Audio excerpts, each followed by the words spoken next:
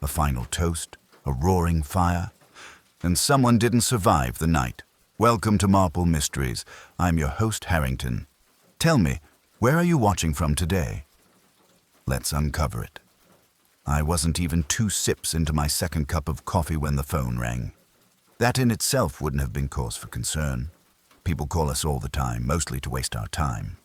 But when Fritz poked his head into the office and said, "Archie, it's Mr. Alan Carraway. He says he knew Mr. Wolfe's father," I choked on the swallow and just about dropped my mug. You have to understand, mentioning Wolfe's father in conversation ranks somewhere between discussing his weight and asking if he ever leaves the house.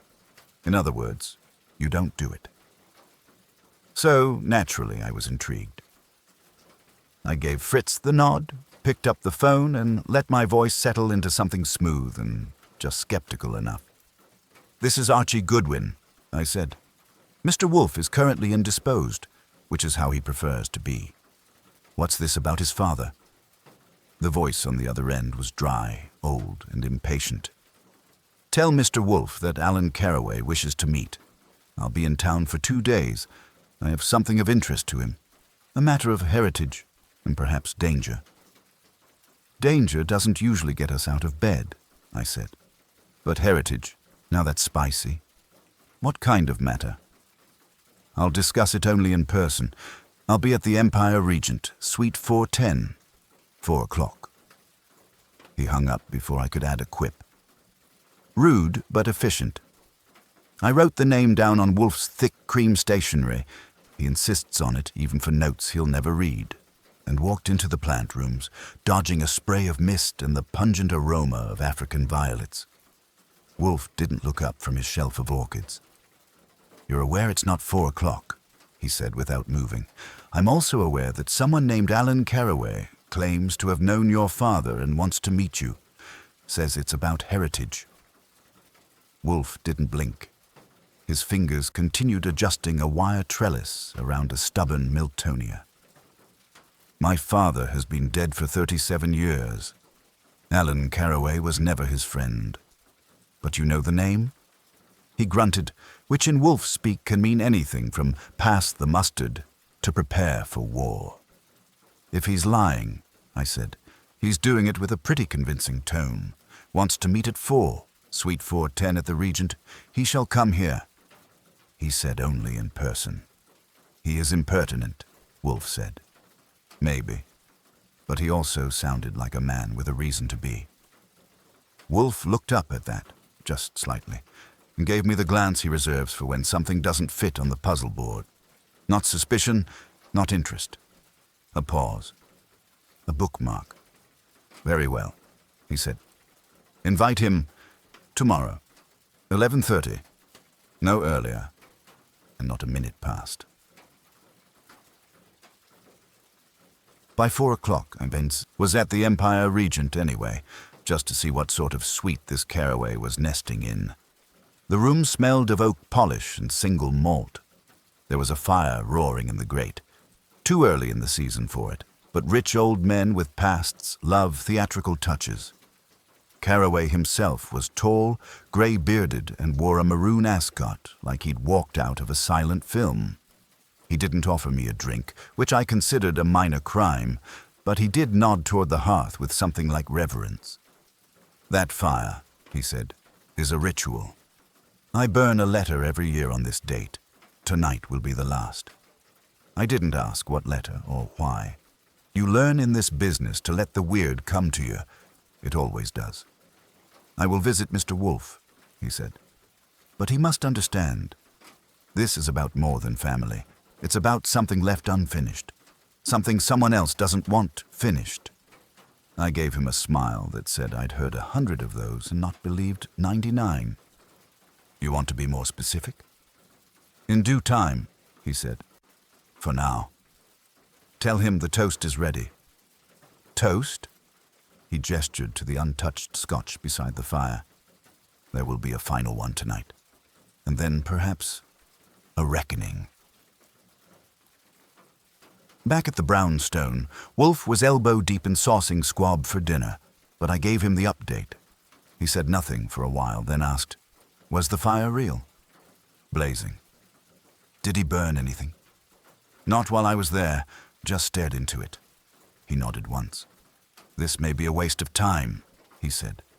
You'd still charge for it. That's the least I would do. The next morning, the papers had a short, sharp item buried on page 12. Alan Carraway, 71, found dead in Sweet Fire at Empire Regent. Cause under investigation. Wolfe, reading it over coffee and eggs, set the paper down with surgical care. The final toast, he said, was evidently a literal one. And just like that, we had a case.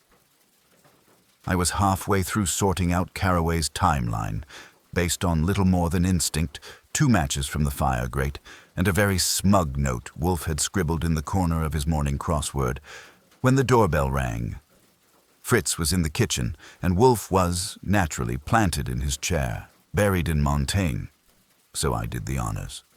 When I opened the door, I saw a man who had the strained politeness of someone who thinks manners might protect him from whatever trouble he's carrying. He had sharp eyes, a librarian's posture, and a leather briefcase so well oiled it looked like it had its own valet. "Archie Goodwin?" he asked, glancing once at the number above the door, then back at me. "That's me. You've got one guess who's in the chair behind the orchids." "I'm Simon Kipp, Mr. Carraway's lawyer." He said it with the same tone someone might use to say, "I'm the man who just stepped in something unfortunate." I stepped aside, letting the lawyer into the front room. Wolfe, having read the man's identity through some sixth sense, or maybe Fritz had peeked through the door curtain, didn't rise, of course, but set his book aside and gave a curt nod. Kipp didn't waste time. "I understand Mr. Wolfe was contacted by my client shortly before his death." "He was," Wolfe said, "though not in person. Mr. Goodwin here had the pleasure." Kipp turned to me. "Then perhaps you know what Mr. Carraway intended to discuss?" I shrugged. He dropped hints like breadcrumbs, but didn't leave a trail. Talked about something unfinished, said it tied to Wolfe's heritage. Then he toasted a fire and died in one.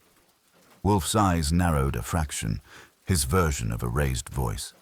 Kipp sat, placing the briefcase on his knees. "Well, that aligns." "With what?" Wolfe asked. My client left instructions, a sealed envelope. It was to be delivered only in the event of his sudden death. "Is this a game?" Wolfe's tone could have curdled milk. "Am I expected to play?" Kipp blinked once, either from habit or as a tiny show of nerves. He opened the briefcase, pulled out a plain envelope, no name, no markings, and handed it over. I watched Wolfe take it. He hated surprises, but his fingers moved quickly. Inside was a single sheet of thick paper, the kind a person chooses when they know something they write will matter. He read in silence. I tried not to lean forward like a kid at a puppet show, but I wasn't made of stone. After maybe 30 seconds, Wolfe looked up. "He refers to a journal," he said slowly. "Not his, but my father's. Claims it contains notes, family letters, observations, even a list of debts and disputes. Most importantly, one particular entry that implicates someone in a long-buried act of blackmail and theft." "Blackmail?" I asked.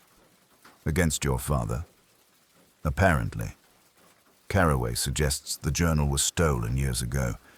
He believed it resurfaced recently and that someone killed to keep it hidden." Kipp shifted uncomfortably. "I've seen mention of the journal in Carraway's estate inventory, but I was not aware he believed it to be dangerous." "You are not aware of many things," Wolfe said. "Sit still." The lawyer obeyed. Wolfe handed me the note and let me read it. It was written in that precise, old-fashioned hand people used before they had keyboards to hide behind. "Nero, if you're reading this, it means the final toast was real. I'm sorry, I've done what I can. The journal is no longer in my possession. I suspect someone close to me took it, possibly under pressure, possibly willingly. It contains truths your father never wanted recorded. and one entry that someone very much wants buried. I feared confronting it all. You were right years ago to call me a coward. But if it helps bring something to light, let it burn clean. AC? I folded the paper and passed it back to Wolfe. The journal, I said, was last seen where? Kip cleared his throat. Mr. Carraway's townhouse. He kept a study on the second floor. Fire investigators said the damage was localized to the parlor, so the journal may still be intact. Wolfe exhaled through his nose, his version of a storm. Go, Archie, he said. Fetch it if it exists. Anything else? Photograph the space. Note signs of entry, removal, or disturbance. And if the journal's gone, find out who else knew it existed.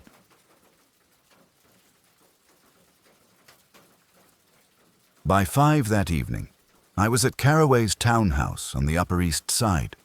It was one of those old money blocks where the door knockers look like museum pieces and the doormen wear ties even after retirement.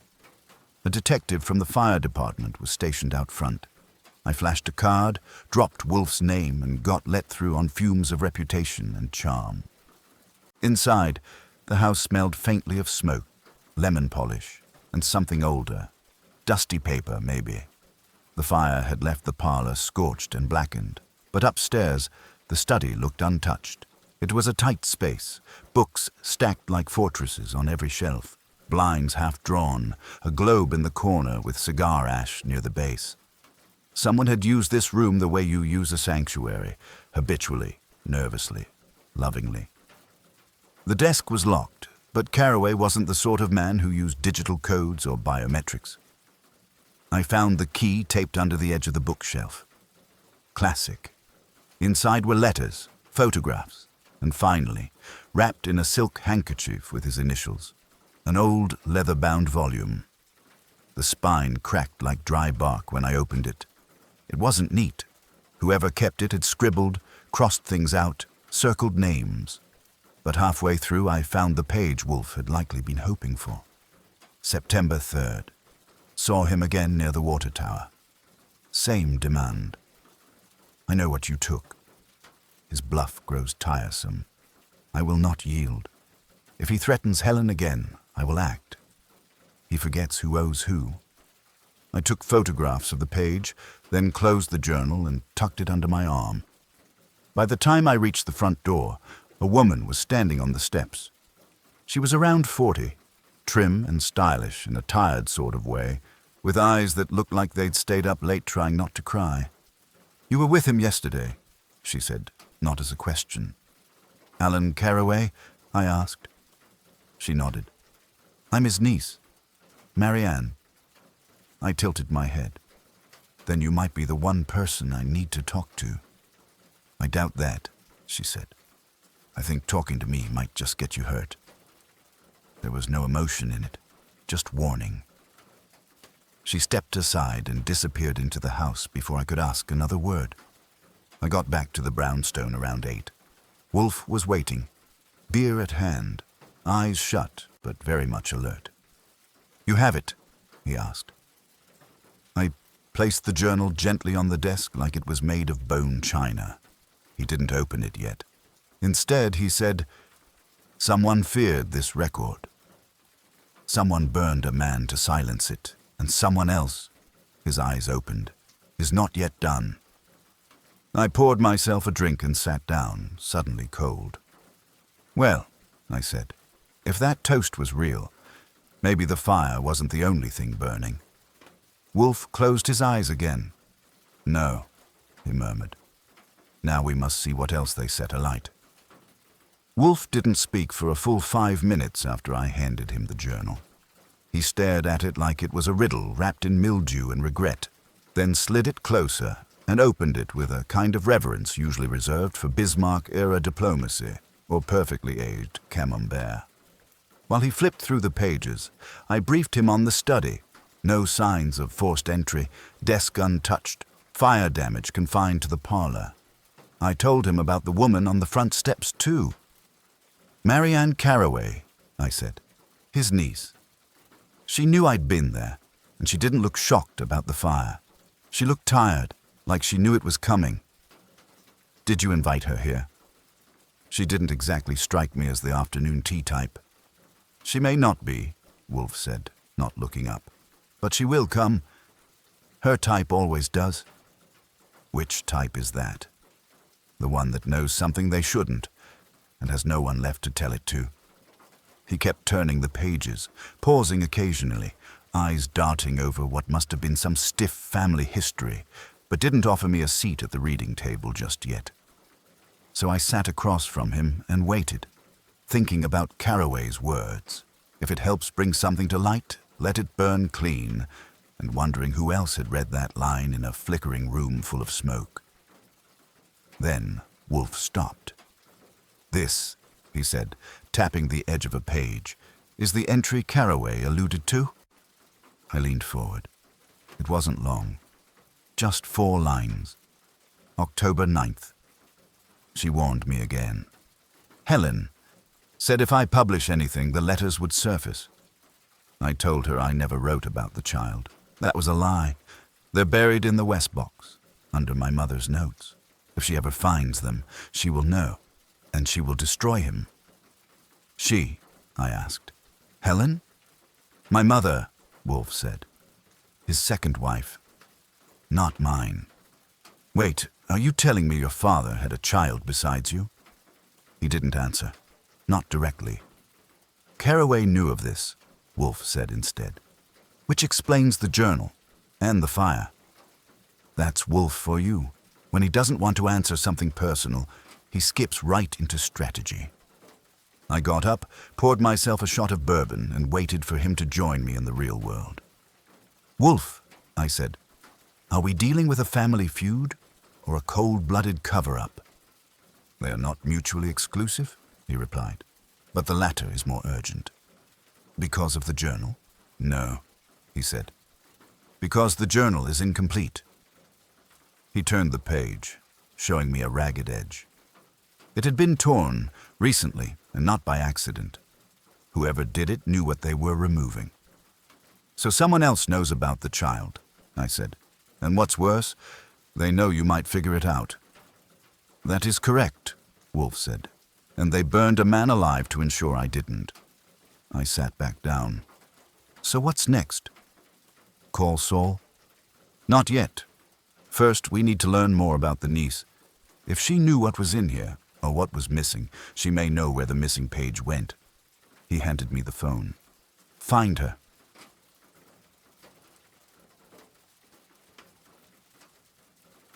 Tracking Marianne Carraway wasn't difficult. The fire report listed her as next of kin, and from there it was a short hop to her loft apartment in the West Village. It was modern, sharp-edged, and too quiet, like someone had soundproofed it not for music, but for secrets.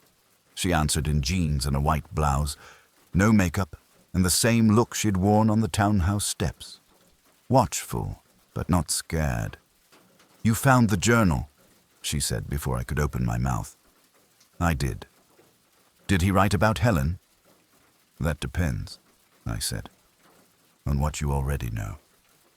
She stepped aside, motioning me in. The place was spotless, with sharp furniture and books stacked like code along the walls. "I know my uncle hated her," she said, "that he believed she kept things from the family, that she held something over your father.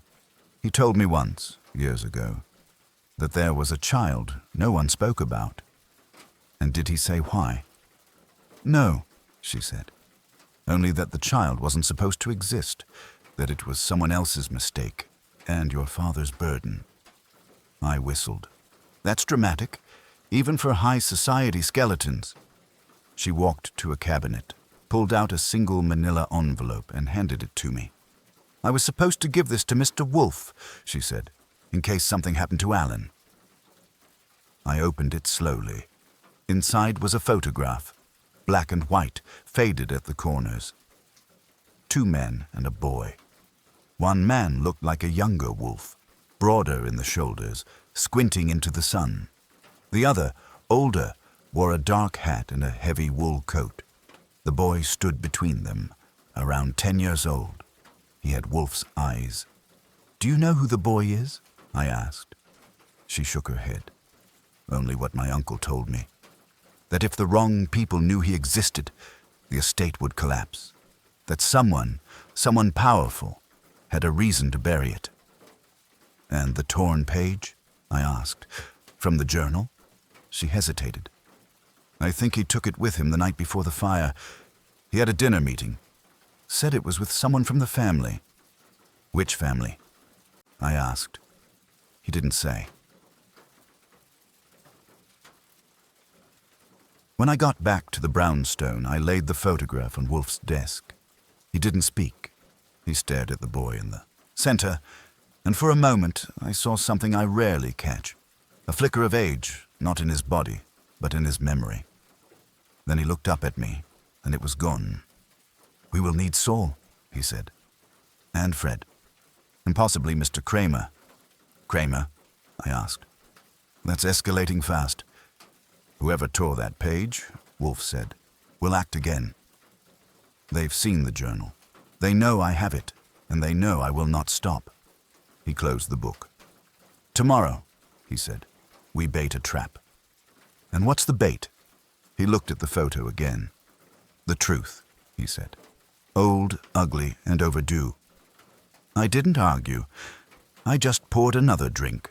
Because when Nero Wolfe says a trap is coming, the only safe place to be is outside the room. The next morning, I was back from a 3-mile walk before Wolfe rang the bell to summon me upstairs, which meant he'd barely finished his first beer and hadn't yet started his eggs. I took that as a sign of urgency. Wolfe does not interrupt his breakfast ritual lightly. Not for clients, not for corpses, and certainly not for me. He was seated, as always, in his chair.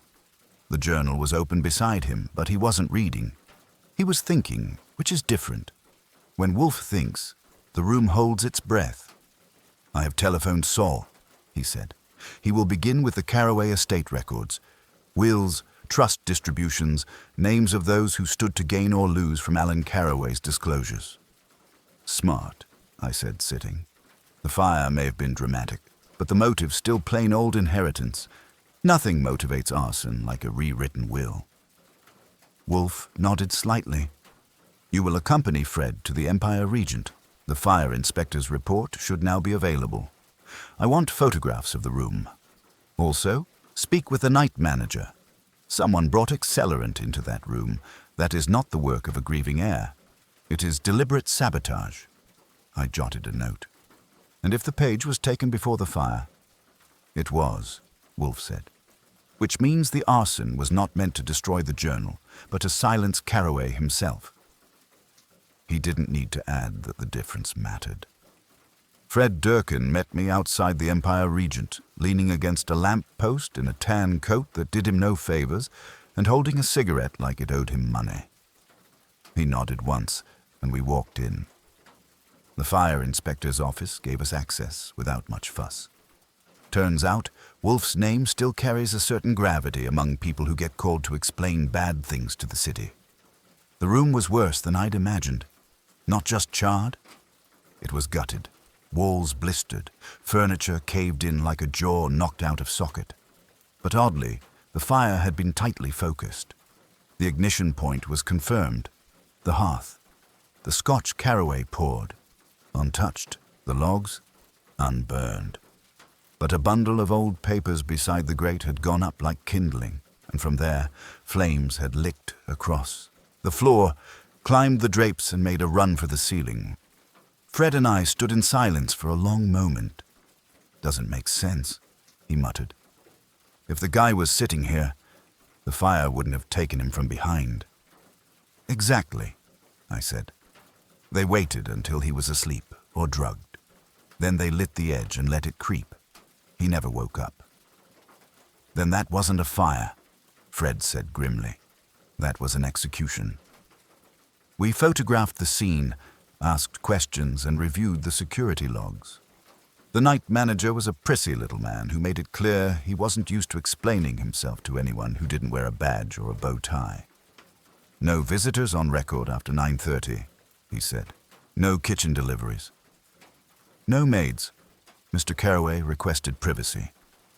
What about the rear entrance? I asked. He blinked. We don't allow guests to use the service hallway. Sure, I said, but does that stop them? He didn't answer.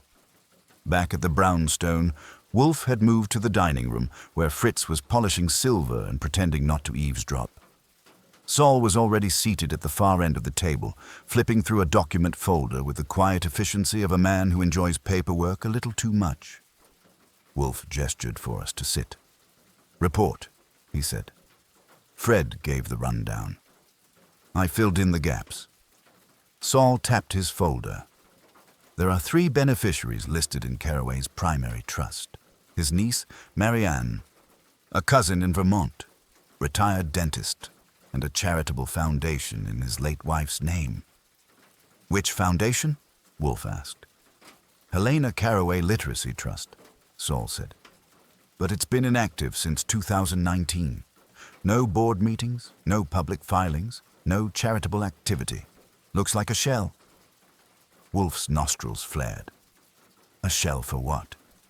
That's the thing, Saul said. It holds 3 properties, one in Yonkers, one in the Catskills, and one in the Hudson Valley. But here's the kicker. All were transferred to the trust in 1994, the year after your father died. There it was. Wolfe's father. The slow, grinding pivot of this whole affair. What kind of properties? I asked. Cabins. Mostly private. All owned outright, no liens, and all registered under the signature of a woman named Helen Langford. Wolfe said nothing for a long moment. Then, Helen Langford is not a coincidence. No, Saul said. She was your father's secretary, and according to estate court records, she inherited a parcel of private correspondence when he died. A parcel which likely included letters about the child, I said. Wolfe closed his eyes, and one of those letters made its way to Carraway. Fred, chewing the inside of his lip, leaned forward. So, what's the angle? Someone didn't want that kid's existence known? Saul shook his head. It's not just about scandal, it's about control. If the child was illegitimate and Wolfe's father left assets or information behind, it could undermine inheritance claims, possibly the trust itself. Which means someone connected to that trust, I said, had a reason to kill. Exactly, Saul said. I've already cross-checked the names.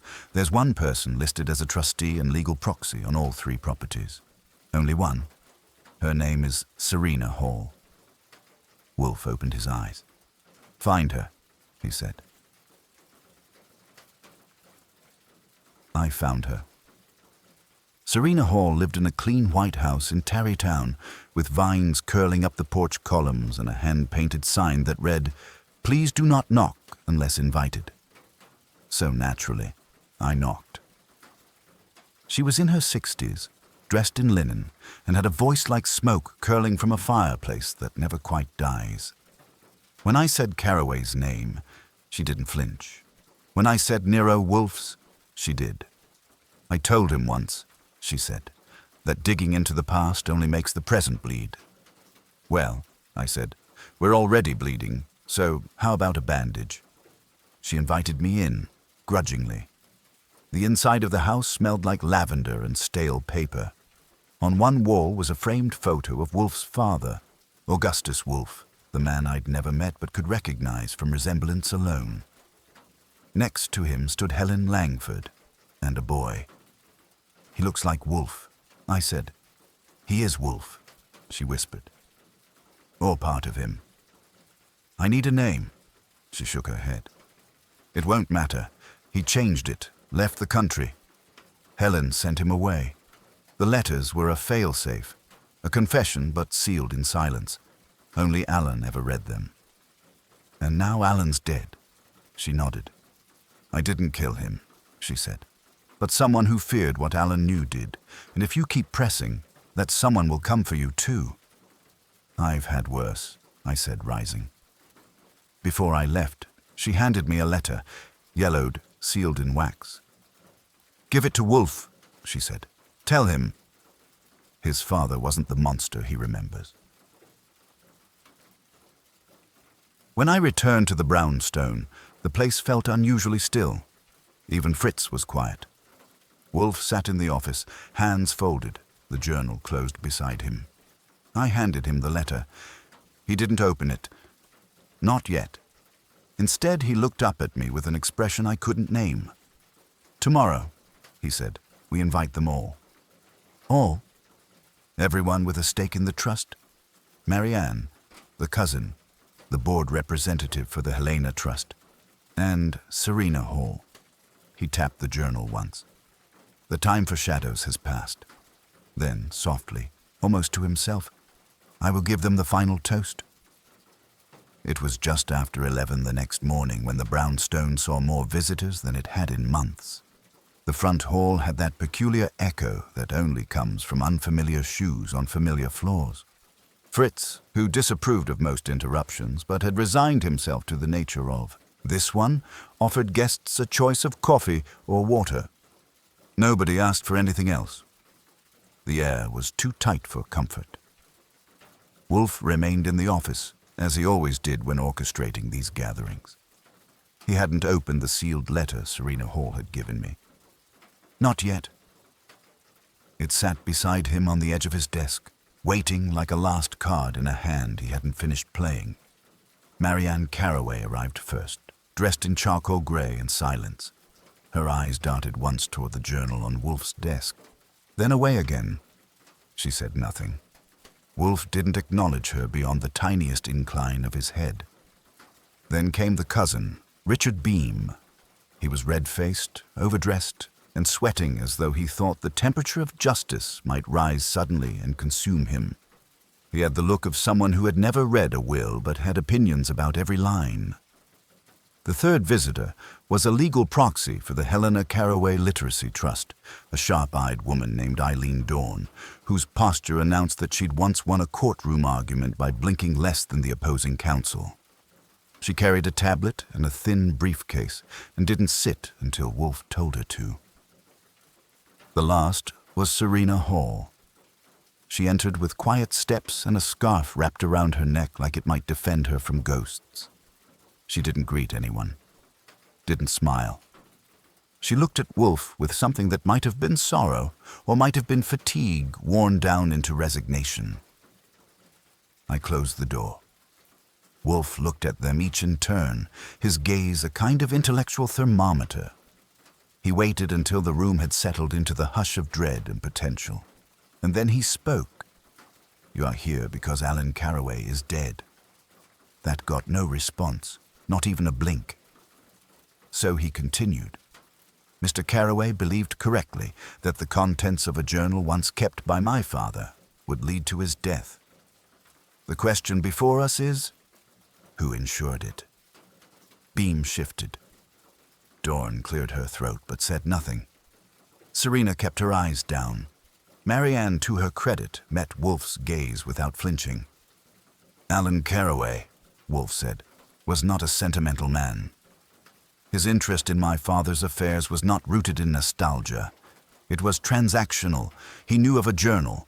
He feared its implications, and he planned, I suspect, to use it as leverage." "Leverage for what?" Dorn asked, crisp and cold. "For truth," Wolfe said, "or power, depending on the day." He gestured to the journal. Portions of it have been removed, but the remaining entries make clear reference to a child born in secrecy. That child was not me. He was the son of Helen Langford, my father's secretary, and another man, whose name we do not yet have, but whose connection to my family was sufficiently dangerous to necessitate silence. Helen protected the boy. My father protected Helen. Alan Carraway eventually found out. Beam cleared his throat loudly. "What's this got to do with me?" "Haven't even seen that journal." "Precisely," Wolfe said, "which makes you slightly less likely to have killed for it, but only slightly. You still had motive." "Ridiculous," Beam said. "I didn't even know the trust had property. I thought it was just an empty name left over from his wife's charity work." "Then perhaps you should sue yourself for ignorance," Wolfe said. The trust owns 3 parcels. They were transferred by Helen Langford using authority granted by my father's estate, authority that was never publicly examined. Eileen Dorn raised her hand slightly, like a student. The trust was dormant. We assumed the assets were waiting for liquidation. I didn't investigate. And yet, Wolfe said, you remained as trustee. You signed filings. You authorized quiet renovations at one of the cabins. That was maintenance, she said. A roof, some plumbing, a lock, a new floor, insulation, I added. Very specific maintenance for a property no one's visited in 6 years. That got her, her mouth pressed into a thin line. I was told, she said finally, that there might be documents stored there. Old ledgers, personal letters. I didn't read them. Of course not, Wolfe murmured. And did you inform Mr. Carraway? She hesitated. No, because he already knew. Wolfe turned to Serena. You gave him the letter, didn't you? She didn't answer. He waited. At last, she said, I warned him not to go looking. I told him, if he stirred the past, he'd wake something worse than scandal. You feared exposure? Wolfe asked. I feared consequence, she replied. Not for me. For the boy. Marianne's voice cut in, soft but certain. He's still alive, isn't he? Serena didn't deny it. Where? Wolfe asked. Serena shook her head. He's beyond reach. Alan made sure of that. Did you speak to him after Alan's death? Numberby, I haven't spoken to him in over a year. And yet, Wolfe said, someone killed Alan Carraway. Someone who knew what he was planning. Someone who either wanted the journal silenced or the boy forgotten. He reached into his drawer and withdrew the photograph. The boy between the 2 men. The same one Serena had shown me. He passed it around. No one remembers the forgotten, Wolfe said. But this boy was protected. And Carraway, in his own brittle way, wanted to bring the truth to light. He was stopped.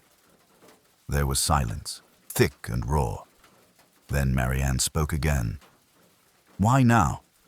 Because, Wolfe said, Alan was preparing to rewrite his will. He intended to leave those properties, not to the trust, not to his cousin, but to the boy. To give him his history back.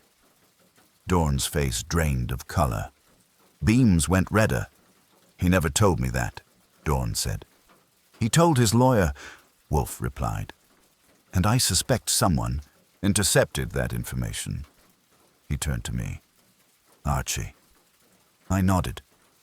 The lawyer's office was burgled 2 days before Alan died. Small break-in, no cash taken. But 2 client files were missing. One was Carraway's. Beam stood up. This is absurd. You're accusing us. Based on what? Gossip, photos, scribbled nonsense in a moldy old book. I'm not accusing, Wolfe said, unbothered. I'm clarifying. There are only 2 possibilities. Either one of you intercepted the revised will and killed Alan to prevent it, or the boy himself learned what Alan planned and feared exposure. One of you has a truth you're terrified of. The question is, which? Beam looked like he wanted to say something but couldn't find a version that didn't incriminate him. Dorn stared at the floor.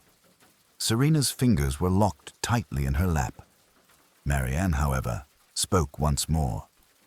He's not just the boy in the photo, is he? No, Wolfe said softly.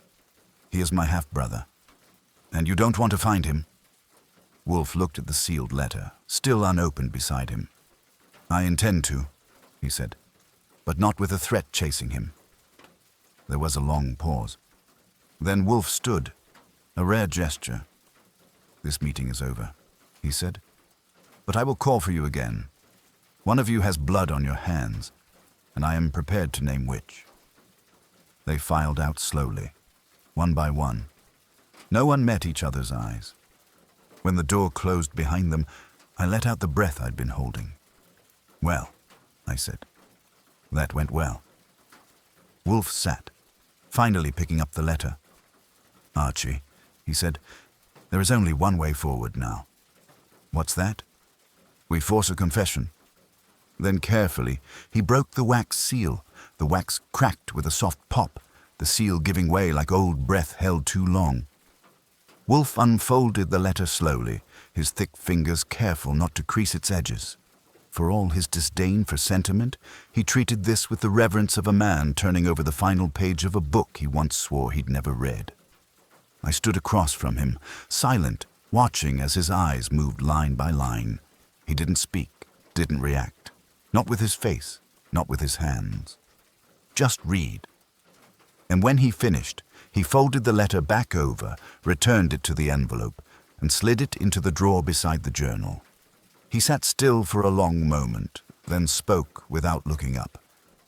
Confirms everything. And then some? He nodded once. The boy's name was Thomas. Helen gave birth in the spring of 1952. The father, my father, acknowledged paternity privately. But Helen swore him to silence. The child's birth was concealed with the help of one Mr. Geoffrey Tormund, an attorney who later managed several of my father's posthumous estate transfers, including, evidently, those properties. So it was real, I said. The entire trust was a cover, a shell built to shelter the boy. Yes, with Carraway's help, and under Helen's direction. And now that Carraway's gone, I added, someone's afraid the shelter is gone with him. They should be, Wolfe said, finally meeting my eye. What now? Now we force a confession. Wolfe spent the next hour dictating letters.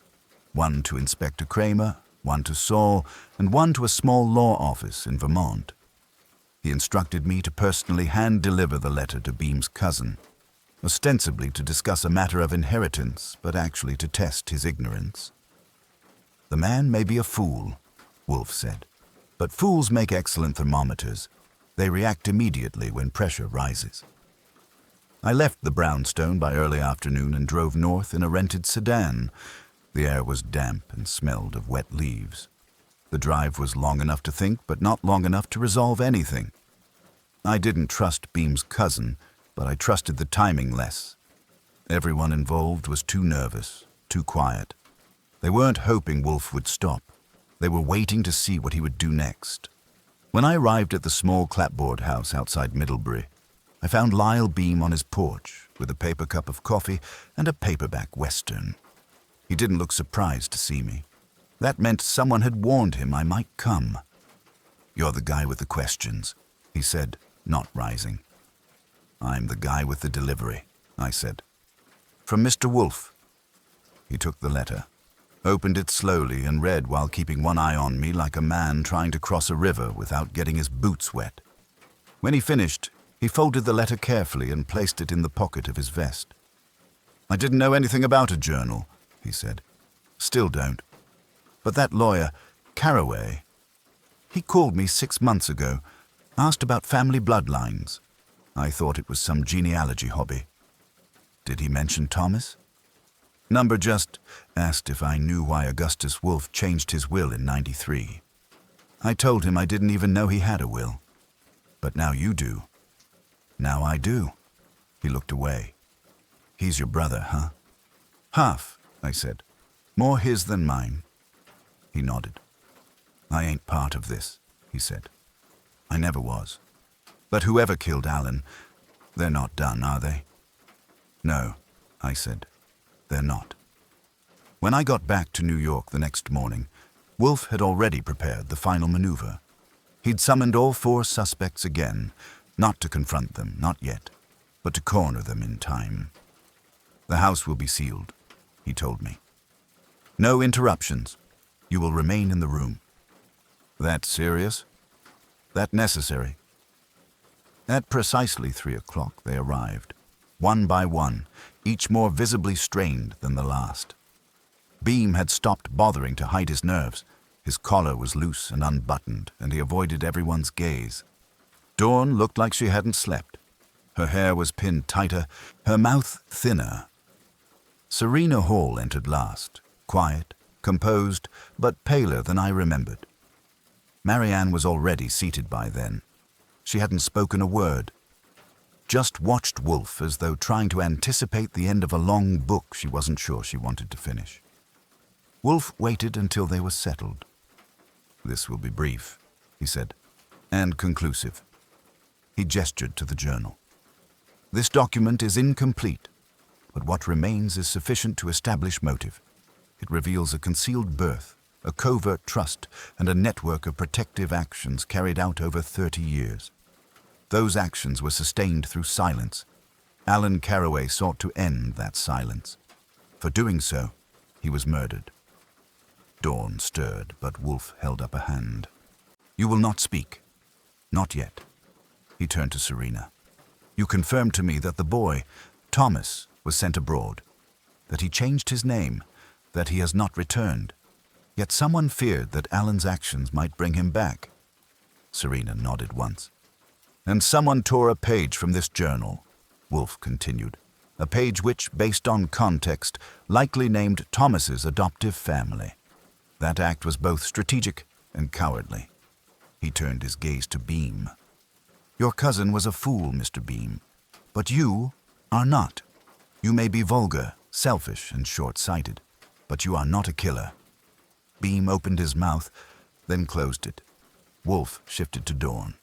"You, however, are methodical. Precise. You signed for maintenance work under false pretense. You authorized access to properties you claimed not to understand.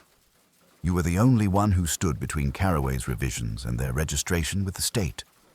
You had opportunity, access, and motive." Dawn's mouth twitched. "That's ridiculous," she said. "You have no proof." "You're correct," Wolfe said. "I don't." She sat back, smug. "Mr. Goodwin," Wolfe said. I pulled the last card from my coat pocket. A printed email, dated 3 days before the fire. From Dawn to the maintenance contractor in Hudson Valley. The subject line, "Guest access. The body. Ensure the southern file cabinet is emptied before Monday. No debris. No backups. Use discretion." Dawn paled. "That doesn't—" "It does," Wolfe said. "The southern cabinet was where Alan stored copies of his correspondences. One of them, we believe, was a notarized copy of the torn journal page." Serena gasped softly. Wolfe's voice, low and deliberate, continued. "You tried to erase him. You failed." Dawn stood suddenly, knocking her chair. "I didn't kill him." "No," Wolfe said. "You hired someone who did." She froze. And then, softly, almost inaudibly, she said, "I warned him." "He didn't listen," Wolfe replied. Marianne spoke then for the first time. "And the boy?" Wolfe looked at her. "Protected.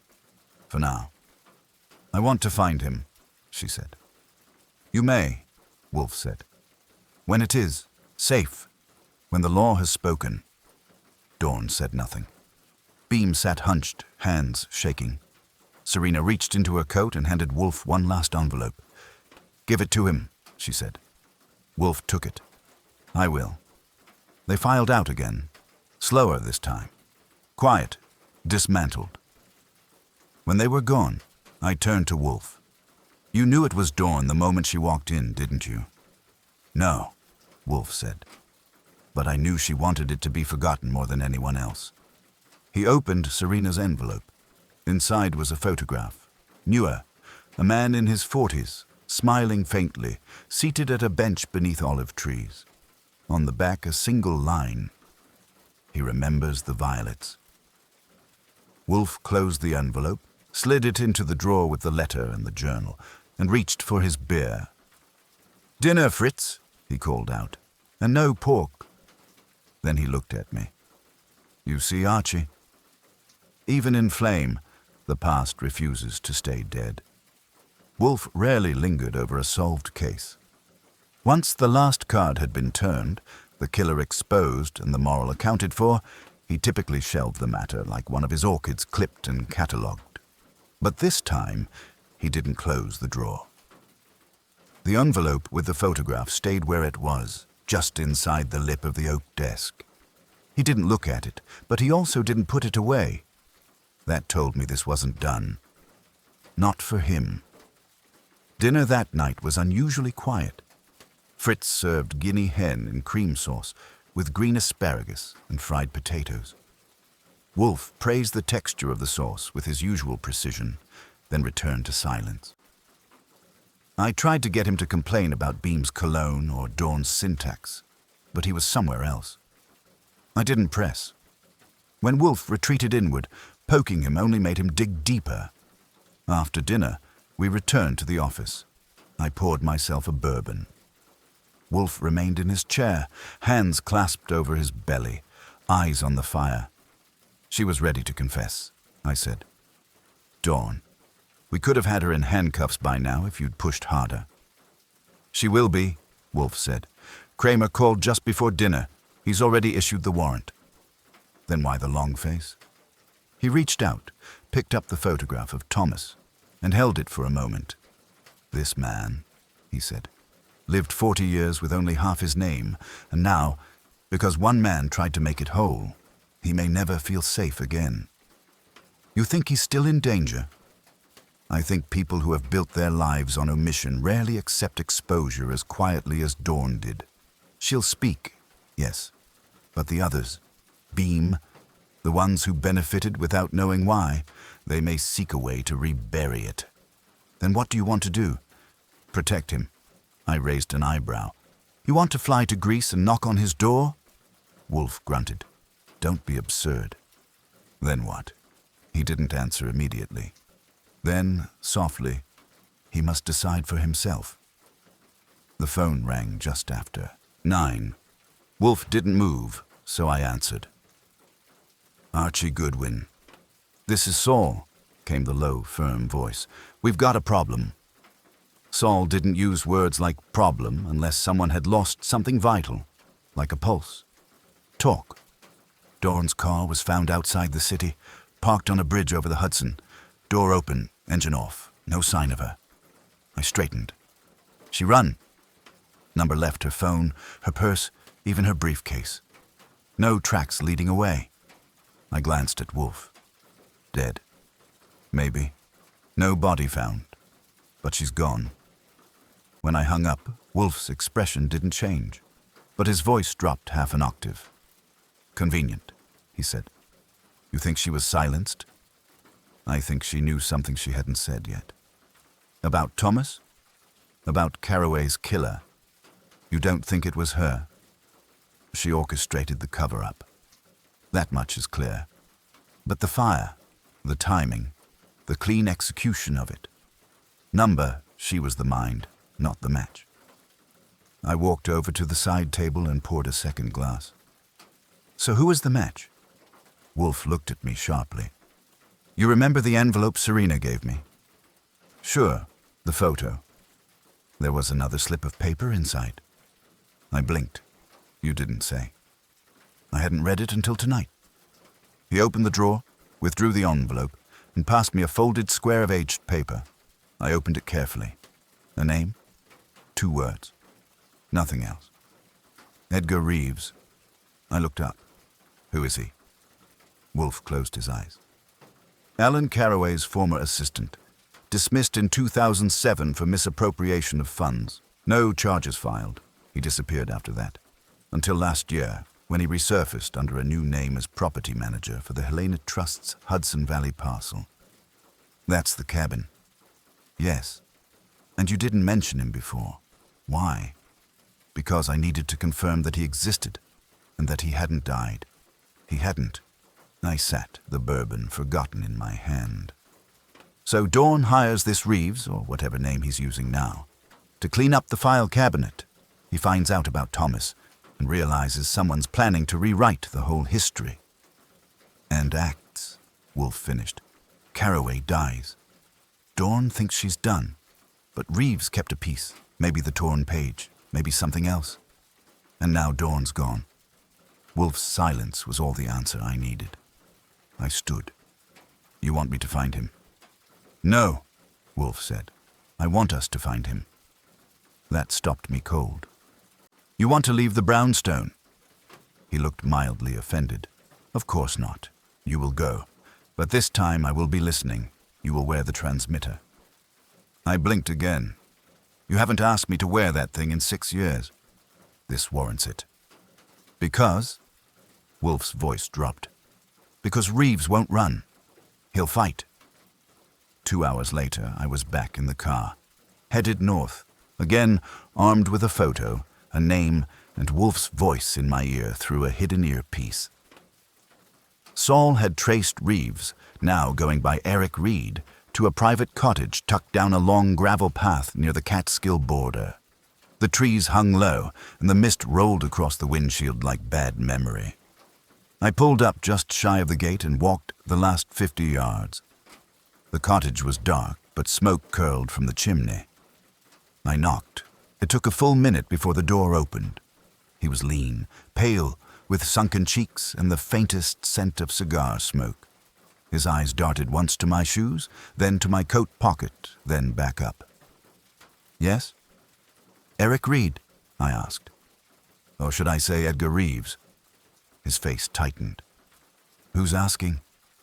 Someone who thinks you know why Alan Carraway died. He started to close the door, but I had my foot already there. Inside my ear, Wolfe's voice whispered, Calm. Stay outside. Let him speak. I don't know what you're talking about, Reeves said. Sure you do. You took something. A page. Maybe more. You used it. His hand twitched at his side. I leaned in. Dawn's gone, I said. Vanished. You were supposed to clean up. Instead, you kept a souvenir, and now you're all that's left. He stared at me for a long moment. Then, I didn't kill him. I just... Wolfe's voice cut in. Now, I said. Then who did? He hesitated. It wasn't planned. She called me, said Alan was going to ruin everything, that the kid would sue, that the press would crawl over the estate. I thought he was bluffing. So you went to his suite. I just wanted the file, just the damn file. He wouldn't hand it over. He poured the scotch. I grabbed the matchbook. Wolfe's voice. That's enough. But Reeves wasn't done. He passed out. I don't know why. I saw the letters near the hearth. The ones from Helen. I figured, burn them, burn the risk. He'd never know. He never woke up. Reeves looked ill. I didn't mean to kill him. I didn't. He was supposed to wake up. I stepped back, breath slow. Wolfe's voice returned. Police are en route. Do not let him leave. He didn't. When Kramer arrived an hour later, grumbling and bitter about being called out after midnight, I handed him the recording from the transmitter and the full confession. By dawn, Reeves was in cuffs. The past, for once, had run out of places to hide. Back at the brownstone, Wolfe was already in the dining room, sipping beer. You heard it all? I asked. He nodded once. He told the truth. And now? He closed the envelope. Now we let Thomas decide whether he wants to be found. You think he will? Wolfe looked toward the orchids. He remembers the violets, he said. That's more than most ever do. And with that, he picked up his fork. Dinner was served. The dining room was still thick with steam from Fritz's cassoulet when Wolfe placed his utensils down, leaned back an inch, and closed his eyes. Not from fatigue, but from processing. That's when I knew the case wasn't quite done. Not for him and not for me. The police had their man. The trust would unravel under legal scrutiny. And Thomas, Wolfe's brother, or something close to it, was safe as far as we knew. But the air in the brownstone still carried a kind of unfinished echo. Wolfe wasn't brooding. He was calibrating. Archie, he said without opening his eyes. How did he sound? Who? Reeves. I sipped my coffee. Like a man who hadn't planned to become a murderer, but also didn't lose any sleep once he had. Wolfe grunted. He meant to burn letters, not a man. But he lit the match anyway. Wolfe opened his eyes. Intention and consequence are rarely aligned, but morality concerns itself with both. Meaning? meaning Reeves will serve his time, but the true betrayal was Carraway's trust in people who lacked the capacity to honor it. He stood, slowly but decisively. Wolfe rarely left the dining table before I did, but tonight he did, walking with his usual weight-conscious precision back into the office. I followed, not because he needed me, but because I did. When I reached the threshold, I saw him not at his desk, but at the cabinet, the one with the slim, seldom-used drawer where he kept his personal records. He opened it, withdrew a file, and laid it on the blotter with quiet resolve. I hovered. He didn't look up. "Sit down, Archie." I did. He opened the file. Inside was a single envelope, brittle with age. He tapped it with one finger. "My father," he said, "had two qualities I inherited. One, the capacity for control. Two, the belief that knowledge once held must be contained." I didn't interrupt. I was 17 when I discovered Helen's pregnancy. I confronted my father. He denied it, of course. But the guilt lived in the margins of his letters. It was there if you knew where to look. "You did?" "Yes." But I said nothing. I reasoned it wasn't my business, that it would fracture what little structure held the house together. And now, he looked at me. Now a man is dead. A woman has disappeared. A child became a ghost to protect a name. I nodded. But the name was already cracked. Wolfe returned the envelope to the file, then shut it with finality. "We will not contact Thomas," he said. "Not unless he chooses to cross the distance himself." I leaned forward. "And if he does?" Wolfe tilted his head, a slow, thoughtful gesture. "Then I will tell him the truth." Before I could respond, the phone rang.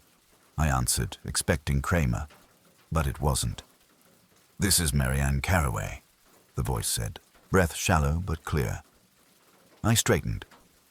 "Miss Carraway, to what do we owe the late-night call?" "I thought you'd want to know. Serena's missing." That took the room down 10 degrees. "When?" "She was supposed to meet me this evening. She never showed. Her phone's off. I went to her house. It was unlocked. Nothing gone, nothing broken, just empty."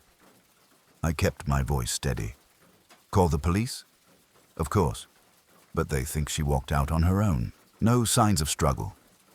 "You don't agree?" "She left her dog," Marianne said. "Serena doesn't go anywhere without him." I covered the receiver. "It's Serena," I told Wolfe. "Gone." Wolfe didn't blink. "The second witness." "She wasn't a threat anymore," I said. "She was," Wolfe replied. "To someone who fears exposure, not justice." I returned to the line. "Did she say anything to you earlier this week? Mention any pressure? Any contact from the trust board?" "No," Marianne said.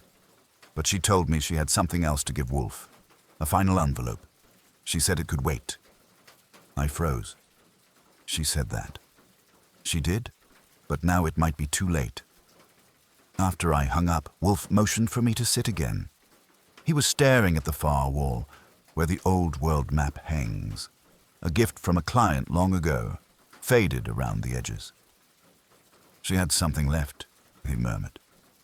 "And someone knew it. Dawn's gone. Reeves is in custody." He looked at me then, which means it was neither of them. I felt it then, an ugly jolt of understanding. Someone else was watching, close enough to know Serena still held something. "Yes." "Who?" Wolfe didn't reply. Instead, he reached for the journal again, the one we'd all nearly forgotten. He flipped past the burned pages, the confessions, the circled names.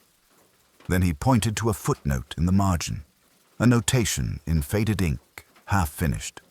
"Must ensure discretion on distribution. Speak with L. Confirm loyalty." "That's not my father's hand," Wolfe said. "It's Helen's. She was preparing for something. A fallback." "L?" I thought it might be Langford, her own family, but she had no siblings. Then who? Wolfe tapped his finger on the page. Library. The word is shorthand, library. Distribution, discretion. She stored something else. Maybe letters. Maybe an alternate record. Where? Not the house. She didn't trust family. But she worked for the New York Genealogical Archive for 15 years. She had full access. So she left a second breadcrumb trail. Possibly. I stood, pulse tightening. If she did, and Serena knew about it, then she never gave it to me, Wolfe finished, and someone made sure she never would. He looked at the clock. It was nearly midnight. Tomorrow we visit the archive. I blinked. We. He leaned back. Metaphorically. I nodded. Outside, the city was quiet, but it was the kind of quiet that comes before something breaks. Wolfe stayed in the office, turning the journal like it might still yield one more truth. I watched from the hall for a moment, then walked to the kitchen. I poured a last bourbon, not because I needed it, but because the truth was moving again, and I had a feeling it wasn't done with us yet. By 9 the next morning, I was standing in the grand marble foyer of the New York Genealogical Archive, watching a clerk in wire-rimmed glasses fumble through a series of locked drawers while Wolfe's voice hummed in my ear like a violin tuned low and sharp. Ask about the Langford ledger. Helen Langford worked there until 1997. Full access. There may be a private storage index. I relayed the question. The clerk, Miss Gersten, her name tag said, froze mid-flip and looked at me like I'd just recited the last line of a poem she hadn't heard in years. I remember Helen, she said slowly. She had her own donation shelf. Not unusual, but she was meticulous. Everything labeled in her handwriting, boxed in acid-free paper. Quiet woman. Precise. Where is it? I'm not sure it's catalogued. Some of the employee-donated materials weren't formally processed if they weren't public record. Then how are they stored?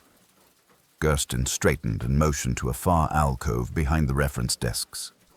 Back hallway. Compact shelving. Room 4C, I can escort you. Please, I said, doing my best to sound like a man who didn't have Wolfe's full mental pressure weighing on him from 6 miles away.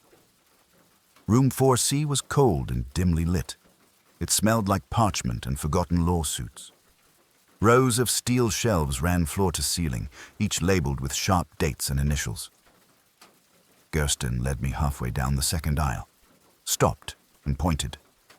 H.L., 1996. That's her box. I thanked her. She lingered, curious, but left with a tight smile. The box wasn't heavy, but it had that distinct feeling, like lifting something designed to carry consequences. Inside were the usual records: birth certificates, land deeds, family trees annotated in pencil. Wolfe had told me what to look for, anything marked distribution or transfer record. It didn't take long. Folded between 2 laminated pages of archived correspondences was a slim blue folio, handwritten across the front. Secondary lineage record. Contingency. I opened it. Not fast, deliberate, like a man cutting through silk. Inside were 2 things. First, a list of dates and property ID numbers. 3 matched the Hudson Valley parcels, but 1 didn't. One address, located in Queens, wasn't tied to the Helena Trust or to any known inheritance. Next to it, in Helen's handwriting, private, not to be disclosed without recipient signature. Second, a sealed envelope with Wolfe's name on it. Just his name. No address. No date. I didn't open it. I didn't have to. Instead, I took photos of everything else, especially the property page, and slipped the envelope into my inside pocket like it was made of glass. Back at the brownstone, Wolfe didn't rise when I entered the office, but he did sit forward. That counted as enthusiasm. I laid the folio down first. You were right, I said. She stored it herself. quietly. No formal entry in the archive index. Any mention of Thomas? Not directly. But there's a fourth property, Queens, unlinked, marked as private. Wolfe's brows twitched, his version of a whistle. She planned ahead. Always. Then I handed him the sealed envelope. He didn't open it right away, just turned it in his fingers once, twice, like weighing something invisible. When he did break the seal, he used the letter opener with a care that felt closer to tenderness than habit. He read in silence. I waited. After a minute, he passed me the single sheet of paper inside. I read it standing. My heart sank by degrees. Nero, if this letter finds you, it means I never managed to give it to you myself. You were always too sharp, too proud, and too distant to ask. But you were never cold. Not truly. The boy knows who you are. I told him before I died. He didn't want anything, not your name, not your money, not even your protection. But he did want something. For me to leave you this. In Queens, I kept the originals, the letters, the adoption decree, the postmarked envelope your father gave me when he decided to step back. It's all there. Thomas didn't want it, but he wanted you to decide what to do with it. If you go, don't go alone, and don't go loudly. Helen. I read it twice, then sat. So the paper trail still exists. Wolfe nodded. And someone else may know it. You think Serena found this out? I think she suspected it, and someone else confirmed it. I looked at him. Then we have to go. He didn't argue. He only said, "This time I will come." That stopped me. You're serious? I must. 2 hours later, we were in the back of a town car headed to Queens. Fritz had packed Wolfe's medical bag, 3 beer bottles in insulated sleeves, and a folded shawl, though Wolfe refused to call it that. He called it a lap covering. He wore a camel coat and a wide-brimmed fedora that made him look more like an embattled bishop than a detective. The house was unremarkable. 2-story, pale brick, narrow windows. The grass out front was freshly cut. A single mailbox read simply, Langford. Wolfe didn't knock. He waited while I used the spare key provided by the property registry. Inside, it was dustless. Bookshelves lined with hardbacks, records sealed in boxes labeled Private Genealogy Only. On the far wall, a glass display case sat half-covered in linen. I pulled the cloth aside. Inside were 3 items. A framed adoption certificate bearing the name Thomas Langford, Wolfe. A bundle of handwritten letters bound in red string, and a photograph of Wolfe's father holding a newborn. I looked at Wolfe. He did not cry, but he did something rarer. He sat down. I remember that coat, he said, looking at the photo. He only wore it twice. We stayed in that room for nearly an hour. I catalogued everything, photographed every page. Wolfe touched nothing, but he didn't take his eyes off the items once. Then he turned to me. This cannot be turned over to the authorities. I know, nor to the press, of course, but it must not be buried again. I nodded. So what do we do? Wolfe looked at the photograph again, then back at me. We preserve it, then we give it to him. You mean Thomas? Yes. And how do we find him now? We don't, Wolfe said, but we leave the door open. He stood, carefully, painfully. I helped him into his coat.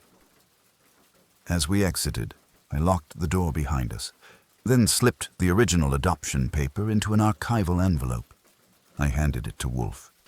He didn't look down, just said, "It's time to make peace with the past, Archie." We didn't speak again until we were back in the car. Queens drifted away behind us. The lights turned yellow, then green. Wolfe sat beside me, hands folded. When we reached the brownstone, Fritz was waiting. Dinner was duck à l'orange. Wolfe didn't speak until the final course. Then, with a sigh that seemed to settle years into the carpet, he said, "Archie, tomorrow we call Thomas." And that was all. The morning after we visited the Queen's house, the brownstone felt unusually quiet. Not the silence of early hours or closed windows, but a stillness that had gravity to it. Wolfe didn't come down for breakfast at 9. He didn't buzz for Fritz or ask for his first beer. He was in the plant rooms, standing, not sitting, for nearly 45 minutes, which I knew because I checked. I waited until just after 10, then stepped into the office with 2 cups of coffee. Wolfe was seated now, motionless except for his left thumb tapping the edge of the blotter. In front of him sat a single sheet of paper, an overseas contact form I'd printed out the night before. The kind embassies and expats fill out when they want to be forgotten politely. "You haven't filled it in?" I said, setting the coffee down. "I have not," Wolfe replied. "Because?" He didn't look up. "Because this call is not business. It is not inquiry. It is intrusion." I didn't argue. "But it's necessary." He nodded once. "Yes." I sat across from him, careful not to interrupt the silence that followed. When Wolfe processed emotion, he did it like he did everything else, with discipline. But there was something different today. It wasn't grief, not guilt either. It was hesitation, and I'd only seen that in him twice before. Both times it involved family. Finally, he reached for the pen. He filled out the form, slowly, clearly, and signed it with his full name, Nero Augustus Wolfe. Then he handed it to me. "You'll send it?" "I will." "Along with the envelope?" "Yes." "And nothing else?" I paused. "No note." "No explanation?" "He will understand." I took the paper and left him in the office. Saul had already arranged the courier. The envelope, containing copies of the adoption certificate, Helen's letter, and a scanned image of the photo, would be hand-delivered through diplomatic post to a small town in southern Greece. The addressee, Thomas L. Wolfe. We had no phone number, no email. Wolfe refused to use either. "This must be received, not imposed," he'd said. "It must land softly." By noon, the courier had confirmed dispatch. By 1, Fritz had set lunch on the table. Wolfe didn't eat. He stayed in the office, rereading the journal again. When I brought in his bottle of beer, I saw he'd added a new sheet to the file. A brief letter. Unsent. "Thomas, your mother was right. You were owed the choice. That I never asked after you was not cowardice. It was pride disguised as silence. I regret both. N." I didn't ask what he planned to do with it. Wolfe didn't write things for catharsis. If he wrote it, it had a place, even if it never moved. That evening, as the sun fell across the stained glass window, the doorbell rang. Not the usual buzz of someone nervous, a single, firm press. Intentional. I reached the door, opened it, and stared. Serena Hall. Alive, but barely. Her hair was disheveled, her coat torn at the sleeve, her expression calm, but beneath it, her eyes shimmered like thin ice ready to crack. "I need to speak with Mr. Wolfe," she said. I stepped aside without a word. When she entered the office, Wolfe didn't rise. He only studied her as she stood in front of the desk, back straight but shaking at the shoulders. "They tried to make me disappear," she said before we could ask. 2 nights ago, a car followed me from my apartment. I thought it was surveillance. It wasn't. It was extraction. "Where did they take you?" I asked. "Storage unit in Yonkers. Soundproofed, empty. I was there for 36 hours. Wolfe's voice was very low. "And they let you go?" "I escaped," she said. "I faked sleep. When they stepped out to argue, I heard them through the grate. I slipped my cuff on the bolt and bent it. Used it to pry the hinge on the cage." "Who were they?" I asked. She shook her head. "They never said names. One of them had a tattoo, red lion on the wrist. The other stuttered when angry. That's all. You came straight here? Wolfe asked. Yes. I walked 4 miles before I found someone who would let me use a phone. I told them I was a nurse.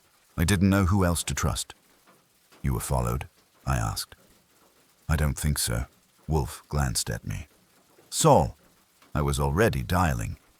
Saul picked up on the second ring. We need eyes on the house, I said. Discreet. Now. He didn't ask questions. Just said, 10 minutes. Wolfe turned to Serena again. Why now? She blinked. What do you mean? Why would they act now, after Reeves confessed, after Dawn vanished? Serena lowered her gaze. Because I was the last thread and because I lied. About what? She reached into her coat and pulled out a flash drive. I didn't tell you the full extent of what was in that Queen's property. I copied the documents before you arrived. I was going to give them to Thomas, directly, without telling you. Wolfe didn't move. And they found out. Somehow. I don't know how. Maybe a digital trace. Maybe someone in the registry tipped them off. What's on the drive? I asked. She handed it to Wolfe. Letters between Helen and a man named Jeff Tormund, the lawyer. He kept another ledger. A list of shell accounts linked to the trust. One of them, still active, is in the Caymans, under Beam's name. I swore softly. Beam's cousin? Number Richard Beam Wolfe's eyes narrowed. Then he didn't just benefit from silence. He orchestrated the laundering. Exactly, Serena said. And if you follow that trail, you'll find what they were really protecting. Not Thomas, not the family.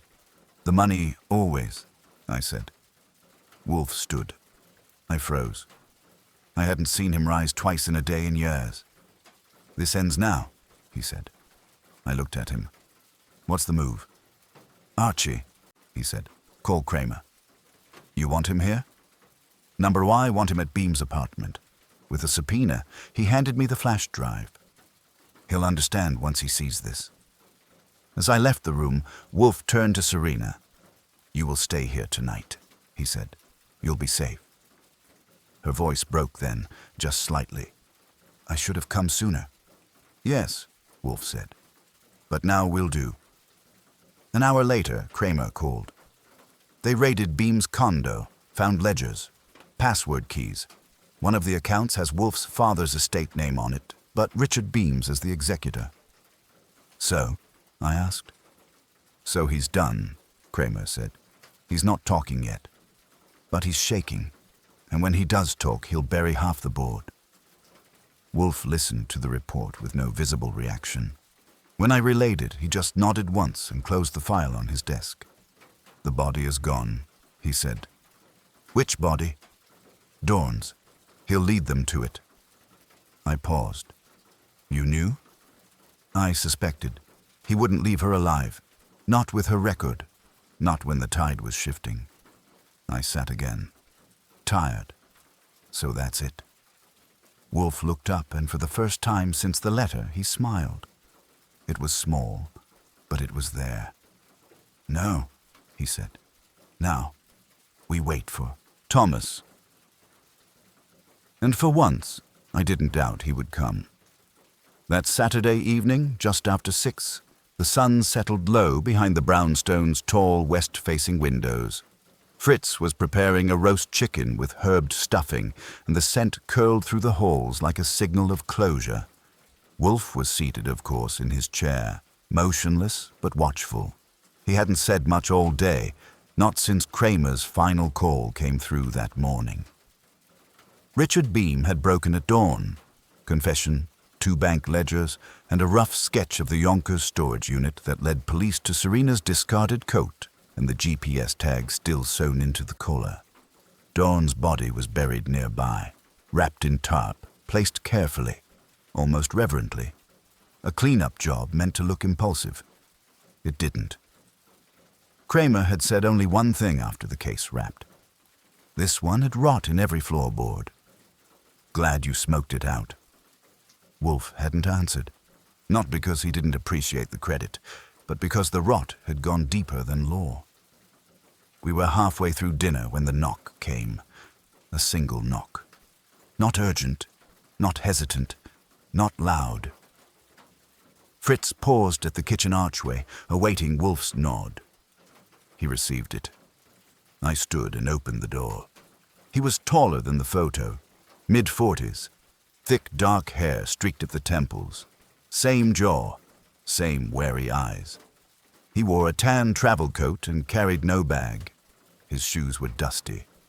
"I'm looking for Mr. Wolfe," he said. I nodded, slowly. "You found him." I led him in. Wolfe didn't rise, but he didn't look away either. Thomas stopped 3 feet from the desk. He didn't speak at first, just studied the man who shared the weight of his name. "You received the file," Wolfe said. "I did." "And you read it?" "Yes." A pause. Then Wolfe motioned to the red leather chair across from him. Thomas sat. I stayed back. Wolfe spoke first. "I don't expect apology or admiration, but I do offer truth." Thomas's voice was low, even. "I've had truth.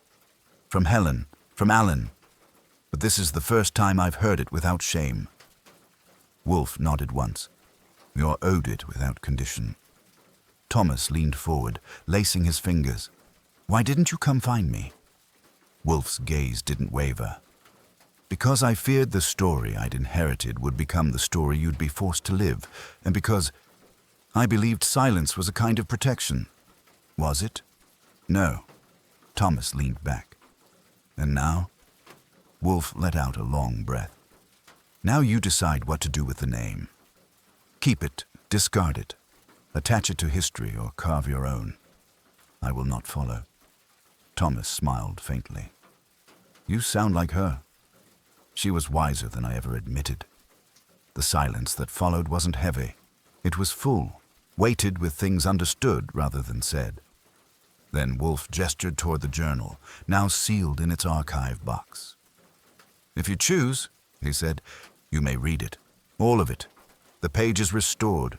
The record is whole." Thomas looked at the box, but didn't reach for it. "I think I'd rather not," he said. "I've already buried one father." Wolfe inclined his head. "No offense." "None taken." They sat for another moment. Then Thomas stood. "I'm not staying in New York. I didn't expect you would. I may not write. I may not call. That is your right. But if I do," he added, voice softening, "you'll answer." Wolfe looked him in the eye. "Yes." Thomas turned toward the door. I followed him out. At the steps, he stopped and turned to me. "You're Archie Goodwin." "Guilty." "She said you were the one who kept him human." I smiled. "She exaggerated." "She said you'd say that too." He extended his hand. I shook it. Then he turned, walked down the steps, and vanished into the quiet New York dusk. Back inside, Wolfe was already seated again, this time with a beer. "He'll write," I said. "Yes," Wolfe replied. "Soon?" "Number, but he will." I moved toward the window, watching the last of the light stretch along the brick. Wolfe opened the journal again. Not to read, but to hold it open, like letting the past breathe. After a while, he spoke, more to the air than to me. "We fear what we conceal, but the longer it is hidden, the more it owns us." I nodded. "Not this time." "No," Wolfe agreed. "Not this time." Fritz rang the bell. Dessert? Wolfe rose, slow but steady. Another case closed, another silence earned. And for the first time in a long while, he didn't look like a man burdened by what he knew, but freed by what he finally chose to say.